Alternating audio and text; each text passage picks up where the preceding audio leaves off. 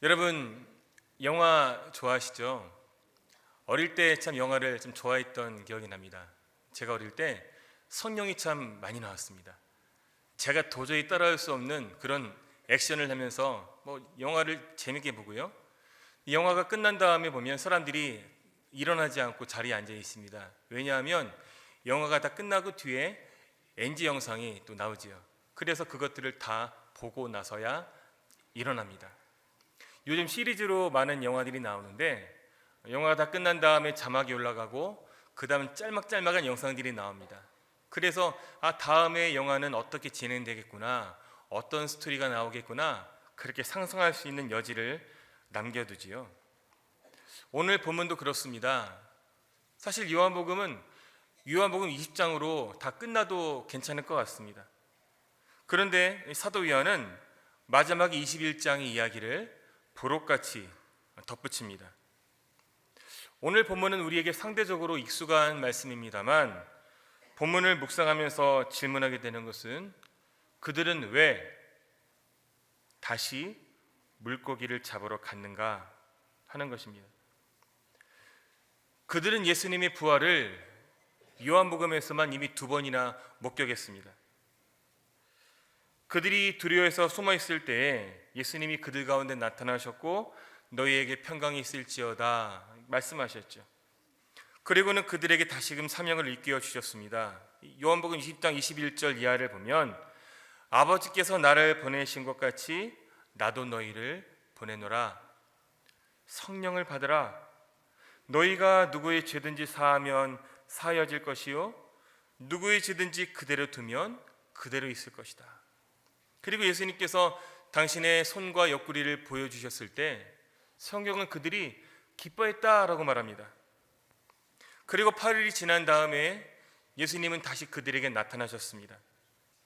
지난번에 나타나셨을 때에는 하필이면 그 의심 많은 도마가 그 자리에 없어서인지도 모르겠습니다. 다른 동료들의 증언에도 불구하고 도마는 예수님이 다시 살아나셨다는 것을 믿지 않았고 다시 나타나신 주님께서 도마에게 손과 옆구리를 보여주셨을 때 도마는 그런 주님을 향해서 나의 주시요 나의 하나님이십니다 라는 신앙 고백을 합니다. 이 고백은 마태복음 16장에서 변화산에서 예수님이 제자들에게 너희는 나를 누구라 하느냐 그렇게 할 때 베드로가 주님께서는 그리스도시요 살아계신 하나님의 아들이십니다 라는 고백 못지않은 놀라운 신앙 고백이었습니다. 이렇듯 베드로뿐만 아니라 도마와 다른 제자들에게 주님은 그렇게 나타나셨고 그들은 부활하신 주님을 만난 분명한 체험이 있었습니다. 그렇다면 그들은 조금은 더 멋있는 행동을 해야 되지 않았을까요? 부활하신 주님을 보고서 찬양을 한다든지 아니면 두려움을 떨쳐버리고 밖에 나가서 주님이 부활하셨다라고 외친다든지 아니면 주님 말씀하신 것들을 기다리면서 좀 더 거룩하게 기도한다든지 말입니다.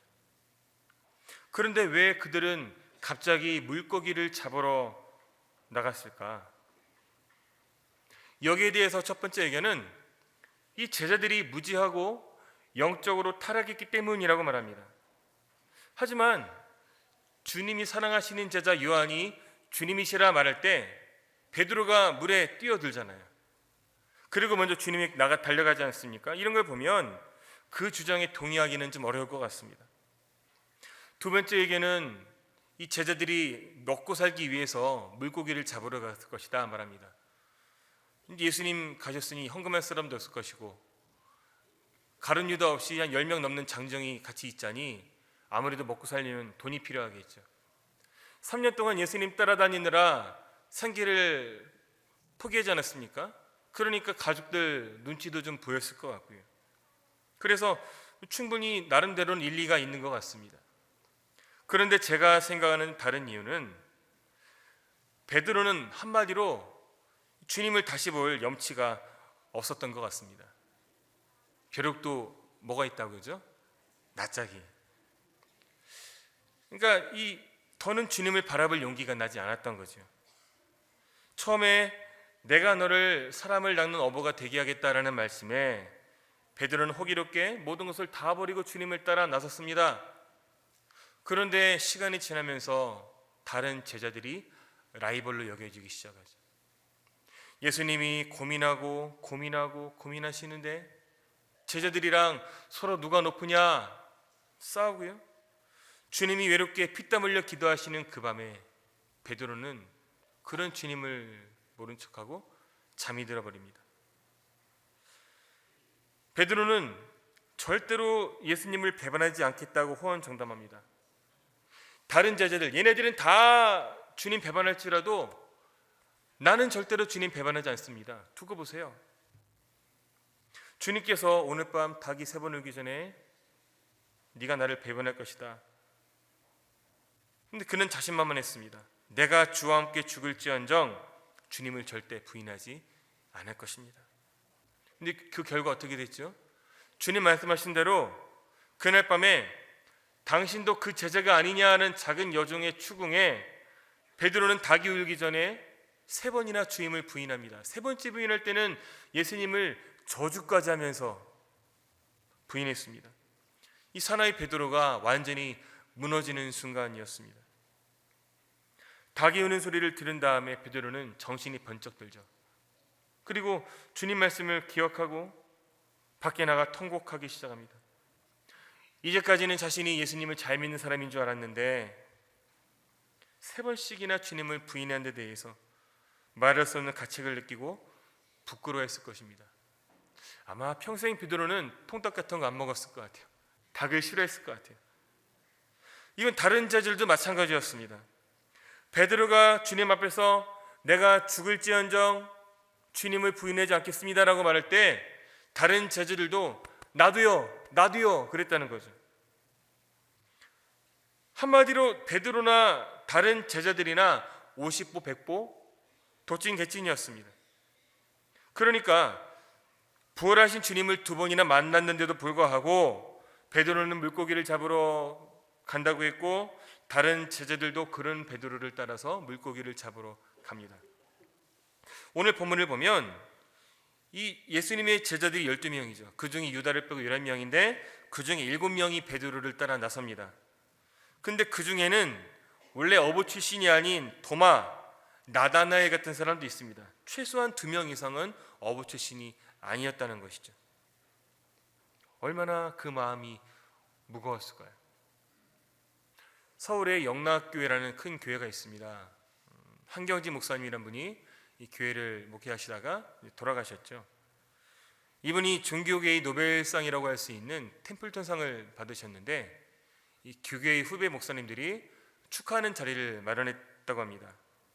그 일화를 지금은 돌아가신 고옥하는 목사님 설교를 통해서 들은 적이 있습니다. 수많은 사람들이 그 자리에 와서 상 받은 것들을 축하하고 이렇게 하는데 이 한경지 목사님이 얼굴이 계속 어둡고 불편해 보이더랍니다. 어디가 좀 아프신가? 이제 순서가 되어서 회중 앞에 감사의 말씀을 전해야 되는데 이분이 이런 고백을 하시더랍니다. 내가 하나님 앞과 교회 앞에 큰 죄를 저질렀습니다. 이러시면서 일제강점기에 신사참배했던 것들에 대해서 죄를 고백하시더라는 겁니다. 그러니까 수많은 사람들이 참석해서 이렇게 좋은 자리인데 해결하는 것 나중에 따로 자리를 마련해서 할 수도 있고 굳이 그 자리에서 하실 필요가 있겠나 하는 생각이 들었지만 본인에게는 평생 동안 얼마나 큰 가시였겠는가 하는 그런 설교 말씀이었습니다. 말이라는 게 그렇습니다. 특히 자기의 잘못을 인정하고 용서를 구하는 이런 말들은 타이밍을 놓치면 정말로 하기가 어렵습니다. 요즘 미투 운동 때문에 많은 곤혹 치르지 않습니까? 그때 사과하지 못해서 나중에 그렇게 곤혹을 치르는 거죠. 베드로는 2번 이상 부활하신 주님을 만났습니다. 그 자리에서 예수님, 제가 부끄럽게도 주님을 부인했습니다. 제가 죄인입니다. 부족합니다. 용서해달라고 그렇게 해야 되는데 타이밍을 놓친 거죠. 머뭇머뭇하다가 그 이야기를 하지 못하고 넘어갑니다. 그렇게 예수님과 자기 사이에 막힌 담을 헐어야 됐지만 베드로는 끝내 그런 이야기를 하지 못하고 용기를 내지 못했습니다. 그러는 동안 베드로는 마음이 점점 식어져 가고 주님과 거리가 더 멀어지는 거지요. 야, 내가 무슨 수제자라고? 난 정말 자격이 없어. 지난 3년 동안 난 나를 너무 모르고 살았어. 나한텐 그저 총구석 갈릴리에서 고기나 젓는 어부가 어울려. 그냥 예전에 하던 대로 물고기나 잡으러 갈란다. 그렇게 베드로는 다른 제자들에게 나는 옛날로 돌아가서 물고기를 잡겠다 얘기했고, 다른 제자들도 같은 마음인지라 그래 나도 같이 가자 그러면서 베드로를 따라 나섰지요. 이제 그림을 보시면서 말씀을 같이 좀 따라오시면 좋겠는데요. 그들은 그물을 챙겨 들고 물고기를 잡으러 나갑니다. 하지만 3년 만에 그물을 내려서 그런지 동료들 가운데 어부 출신이 아닌 친구들이 있어서 그랬는지 몰라도 헛구물질만 계속되었고 밤새도록 고생했지만 물고기를 한 마리도 잡지 못했습니다. 그 어느 날 때처럼 말이죠. 사람이 사명을 잃어버리면 이렇게 제자들처럼 익숙한 과거의 모습으로 돌아가게 되어버립니다. 그리고 다른 사람을 따라 살다가 아무것도 얻지 못하는 허망한 그런 삶을 살아가게 되는 것이죠. 그러면 베드로는 어떻게 회복의 자리에 설 수 있었을까? 어떻게 실패의 자리에서 회복의 자리로 나올 수 있었는가? 요한복음 21장에는 회복을 위한 아주 중요한 단어가 2개 나옵니다. 9절에 나오는 숯불이라는 단어가 있고요. 그리고 오늘 읽지 않았지만 15절 이하에 등장하는 사랑이라는 단어에 여러분 주목하시기 바랍니다. 그들이 실망하고 지친 얼굴로 그물을 걷고 있을 때 바닷가에 한 사람이 서 있었습니다. 그리고 그들이 그물을 내렸다가 걷었다는 모습을 계속해서 지켜보고 있었죠. 그가 그들에게 더할 수 없는 친근한 목소리로 말합니다. 얘들아, 너희에게 고기가 있느냐? 이 자리에도 낚시 좋아하는 분들만 있을 줄 압니다. 저는 제 손으로 물고기를 잡아본 적이 한 번도 없습니다. 근데 저희 교회에도 그런 분들 계셔서 손맛을 목사님 모른다고 그러고 또 매운탕이 얼마나 맛있는지 아시냐고 그런 얘기를 종종 듣곤 합니다. 그런데 낚시할 때 사람들이 싫어하는 말 3가지가 있다고 합니다. 첫 번째는 물고기를 한 마리도 못 잡는 거예요. 3절에 보니까 그날 밤에 아무것도 잡지 못하였더니, 고생했는데 한 마리도 물고기 못 잡으면 정말 싫죠. 두 번째는 한 마리도 못 잡았는데 누가 와서 얼마나 잡았소? 물어보는 거. 이거 정말 싫습니다. 얘들아, 너희에게 고기가 있느냐? 성경에는 없나이다라고 말하지만 사실 오고 가는 대답이 그렇게 고왔을 것 같지는 않습니다. 세 번째는 그물을 배오른편에 던지라, 그리하면 잡으리라. 한 마리도 못 잡은 것도 짜증나고 누가 얼마 잡았냐고 물어보는 것도 참 싫은데 이 어부도 아닌 목수 출신이 말이죠. 배오른편에 그물을 던져봐, 그리하면 잡을 수 있을 거야. 누가 흔들어주는 거 정말 싫거든요. 그런데 그날 정말 거짓말처럼 물고기가 많이 잡혔습니다. 몇 마리가 잡혔죠? 153마리가 잡혔습니다. 베드로가 가지고 있는 배와 그물이 감당할 수 있는 최대한의 물고기가 잡혔습니다. 그렇게 정신없이 그물을 걷어올리는데 베드로는 순간 지난 추억이 떠올랐습니다.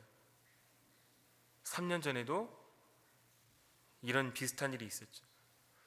그날도 밤새도록 그물을 던졌지만 한 마리도 잡지 못했고 예수님 말씀대로 고기를 잡았고, 그가 그런 주님을 향해서 주님, 나를 떠나십시오, 나는 죄인입니다 라고 말할 때 주님은 무서워하지 말아라, 이제 후로는 내가 물고기가 아닌 사람을 낚는 어부가 될 것이다, 이렇게 말씀하셨죠.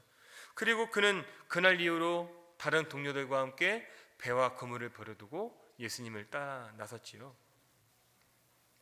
이제 장면을 바꿔서 두 번째 그림을 좀 보시겠는데요. 베드로가 헤엄을 쳐서 제일 먼저 무태에 올라옵니다.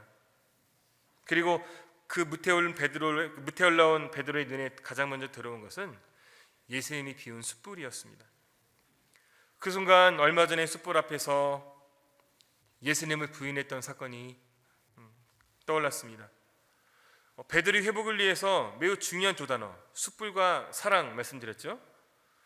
이 숯불이라는 단어는 요한복음에 2번 등장하는데요, 오늘 본문에 한번 나오고 18장 25절에서 베드로가 서서 불을 쬐더니 할 때 그 불이 바로 숯불입니다. 이 두 단어가 같은 단어입니다.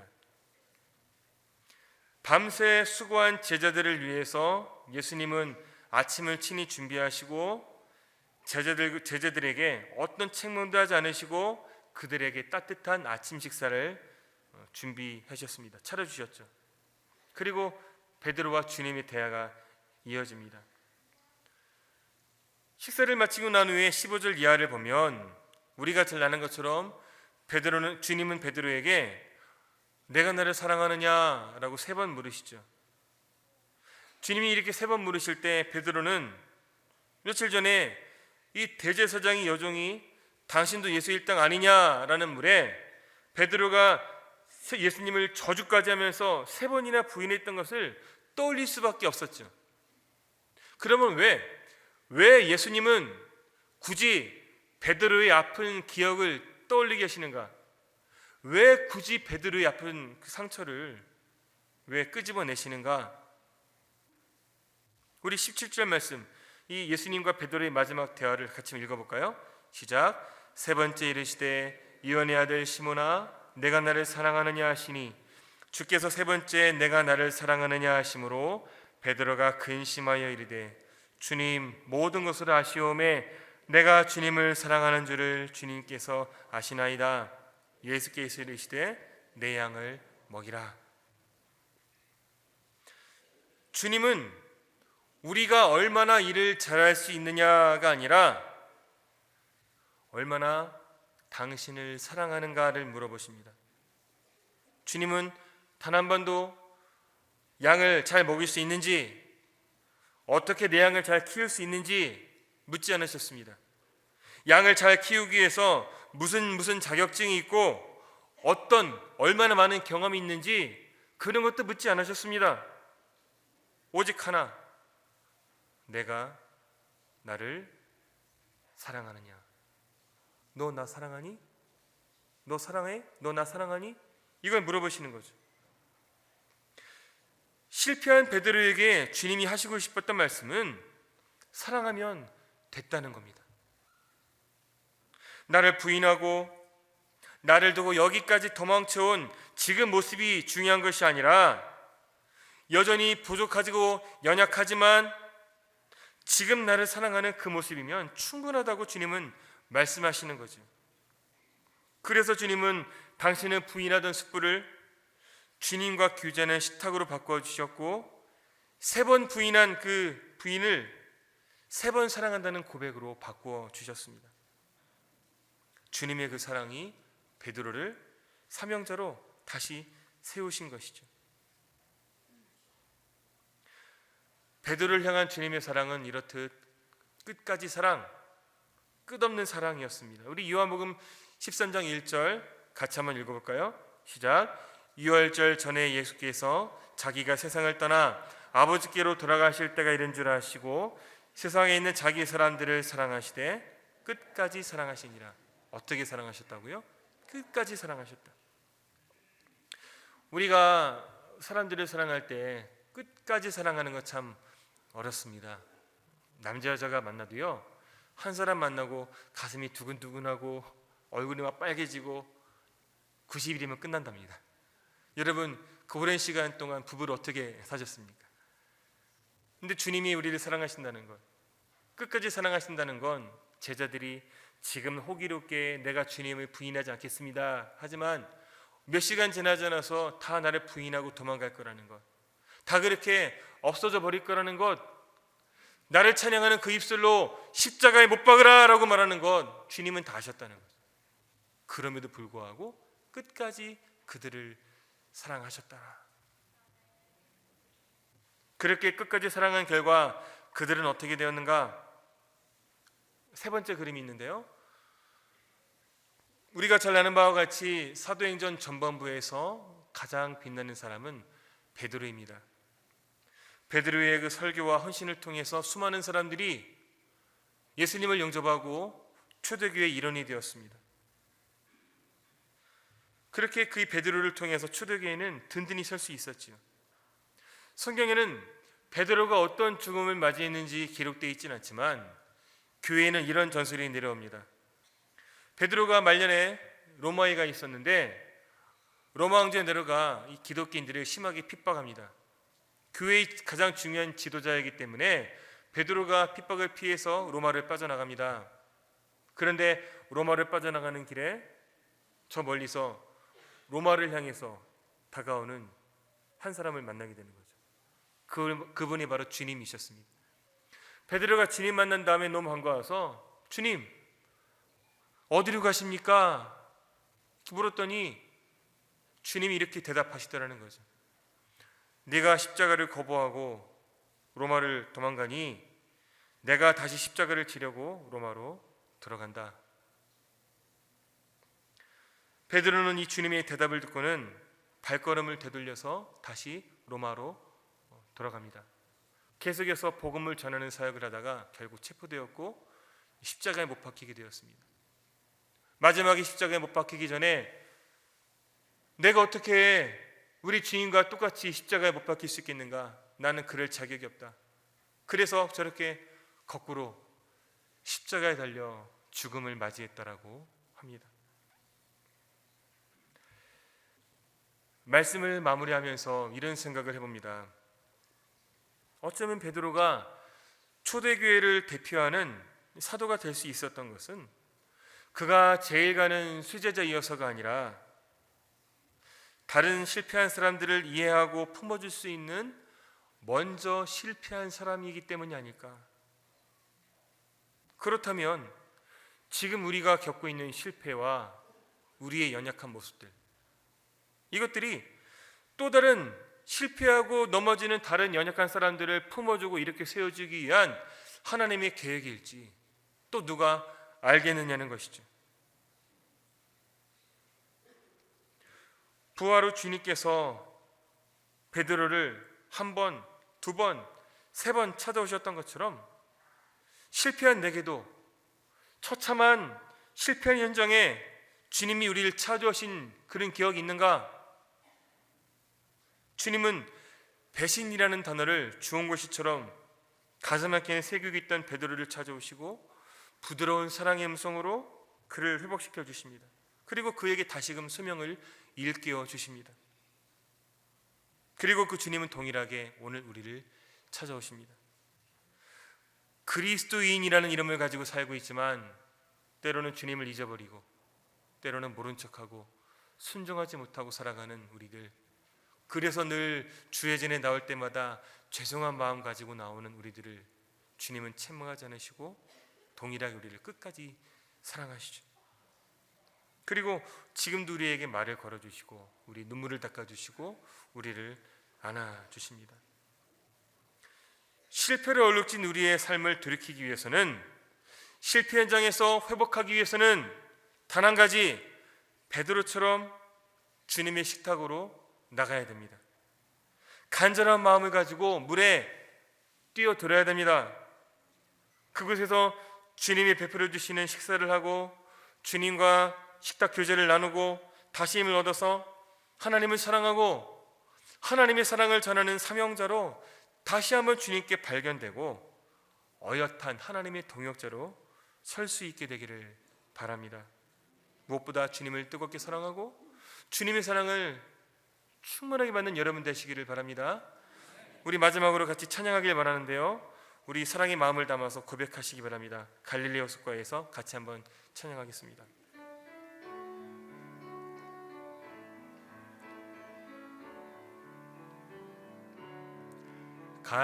갈릴리 바닷가에서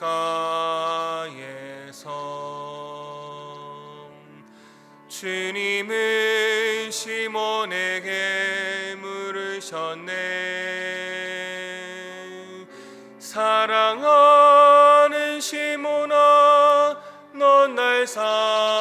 사랑하느냐 오 주님 당신만이 아십니다. 다시 한번 갈릴리 바닷가에서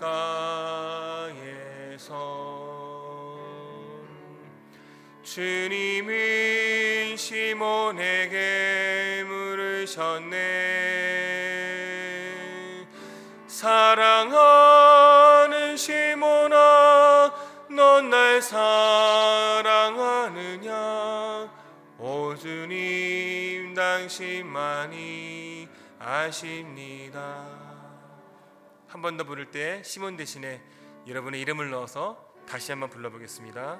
갈릴리 바닷가에서 갈릴리 바닷가에서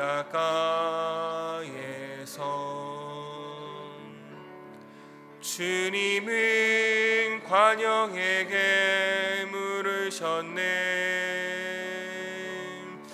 사랑하는 관영아 넌 날 사랑하느냐 오 주님 당신만이 아십니다.